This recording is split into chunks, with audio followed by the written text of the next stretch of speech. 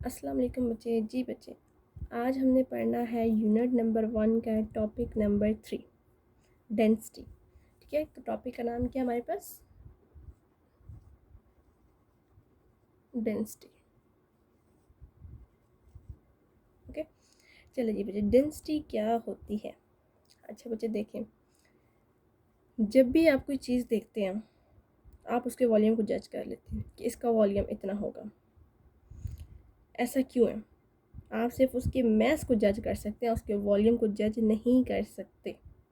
ठीक है, और ये भी हो सकता है कि आप जो जज कर रहे हैं वो गलत कर रहे हो।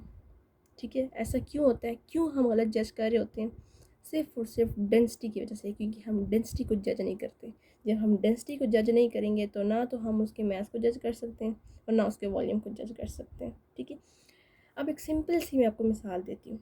एक बंदा है, ठीक है, वो आपके पास आता है, वो आपको एक बैग देता है, जो उस तरह का कुछ बैग टाइप। ठीक है, उसमें होती हैं बुक्स।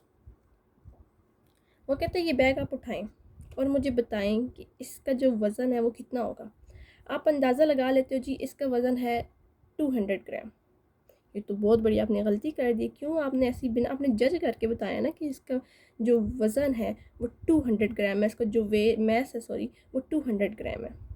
तो ये आपकी बहुत बड़ी गलती है। आपने इसको इस तरह जज नहीं करेंगे। आप इस तरह जज करेंगे तो आपकी जो जजमेंट है वो गलत हो सकती है।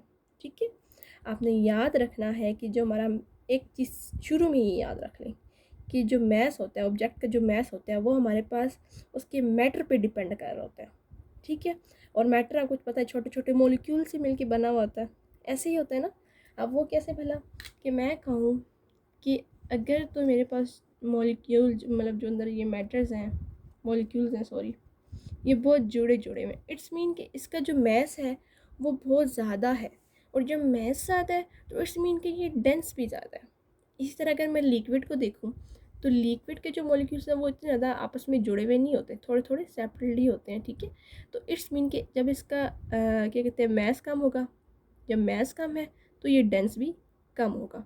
इसी तरह अगर मैं गैस का देखूँ ये, तो गैस के कुछ ज़्यादा ही दूर दूर होते हैं, तो इसका भी मैस क्या कहते हैं इससे भी कम होगा। तो इट्स मीन इसका भी ये भी इतनी ज़्यादा, इसका जो डेंसिटी है वो भी इतनी ज़्यादा कम होगी। यहाँ तक बात समझ आएगी बच्चों? अब यहाँ मुझसे मेरे ख्याल से मज़ीद इसको समझाने की ज़रूरत तो नहीं पड़ेगी, लेकिन फिर भी मैं आपको बता देती हूँ कि मैस को हम क्या करते हैं किलोग्राम में मेजर करते हैं, लेकिन जब आपको पता है कि डेंसिटी हमारे पास एक मटेरियल की प्रॉपर्टी है, इसी वजह से यही हमें बताती है कि मैस कितना कंसनट्रेटेड होगा। जैसे भी मैंने यहाँ पे बताया ना कि इसकी मॉलिक्यूल ज़्यादा है तो इट्स मीन इसकी डेंसिटी भी ज़्यादा होगी। मैस ज़्यादा है ना, डेंसिटी भी ज़्यादा होगी। तो डेंसिटी को जैसे हम बता रहे हैं ना। ठीक है, यहाँ तक समझ आ गई बात मेरे बच्चों? चलिए बच्चे एक और मिसाल लेते हैं डेंसिटी की। ठीक है, आप सपोज कर लें कि आप कहते हो कि जो लेड है वो वुड से ज़्यादा भारी है। Lead is heavier than wood. ठीक है, हम ऐसा क्यों कह रहे हैं? हमारे कहने का मतलब ये है कि दोनों के वॉल्यूम्स तो इक्वल हैं लेड एंड वुड के, लेकिन लेड जो है वो हैवियर है। ऐसा क्यों है? अगर इसको साइंटिफिक टर्म में देखा जाए तो हमारे पास जो लेड की जो डेंसिटी है ना वो हमारे पास वुड की डेंसिटी से ज़्यादा है। आ गई समझ? अगर इसकी डेफिनेशन पे देखा जाए तो डेफिनेशन हमारे पास क्या बनती है डेंसिटी की? The ratio of mass to volume for a substance. ये देखिए, ratio of mass to volume पर सब्सटेंस। अब इसका और इसका आपस में ताल्लुक क्या है?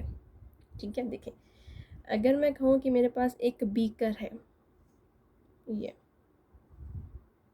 वाला, और सा चले, अगर ये एक बीकर है, ठीक है बच्चे, इसके अंदर मैं कहती हूँ इसका जो वॉल्यूम है वो इतना है।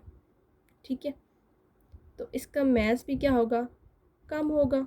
जब मैस कम होगा तो डेंसिटी भी कम होगी। अगर मैं इसमें कोई चीज़ फेंक दूँ तो इसका वॉल्यूम यहाँ तक आ जाएगा, ये ज़्यादा जगह घेर लेगा। जब ये जगह ज़्यादा घेरेगा तो इसका मैस भी ज़्यादा हो जाएगा। जब इसका मैस ज़्यादा होगा तो इसकी डेंसिटी भी ज़्यादा हो जाएगी। तो इन तीनों का आपस में कुछ इसी तरह का रिलेशन है। आगे समझ मेरे बच्चों? नेक्स्ट बच्चे हमारे पास क्या होता है कि हमारे पास डेंसिटी जो ये सिंबल है मैंने तो यहाँ पे डी लिख दिया ना, डेंसिटी डी से शो की, लेकिन बेसिकली ये डी नहीं होता, इसको हम रो लिखते हैं, और रो को कुछ ये पी लेटर से रिप्रेजेंट करते हैं। ठीक है, मैं इसको नीट करके लिख देती हूँ।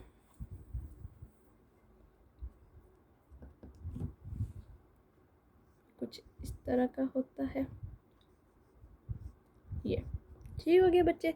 अब ये जो डेंसिटी, ये है डेंसिटी का सिंबल, ठीक है, इसको रो कहते हैं। क्या कहते हैं?